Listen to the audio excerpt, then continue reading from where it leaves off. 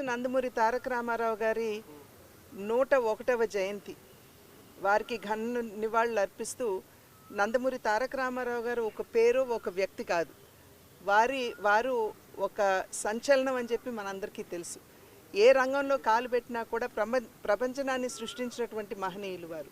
చలనచిత్ర రంగంలో 320 సినిమాలకు పైగా వారు నటించి రాజు నుండి నిరుపేద వరకు, దేవుడు నుండి రాక్షసుడి వరకు, నాయకుడి నుండి ప్రతి నాయకుడి వరకు ప్రతి పాత్రలో జీవించి ఈరోజు తెలుగు ప్రేక్షకుల హృదయాల్లో చెరగని ముద్ర వేసినటువంటి వారు.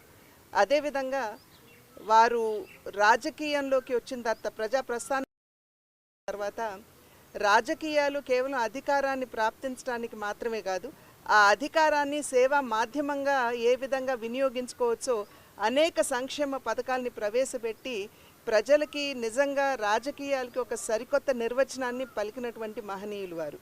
ఈనాడు వారు చిరస్మరణీయులుగా ప్రతి ఒక్కరి తెలుగు హృదయాల్లో ఉన్నారు అని అంటే తెలుగు వారికి ఒక ప్రత్యేక భాష, ఒక ప్రత్యేక చరిత్ర ఉన్నది, వారికి ఒక ప్రత్యేకమైనటువంటి ఉనికి ఉన్నది అని చెప్పి ప్రపంచానికి చాటినటువంటి నేపథ్యంలో ఈరోజు తెలుగు వారందరి హృదయాల్లో కూడా చిరస్మరణీయులుగా వారు నిలిచి ఉన్నారు.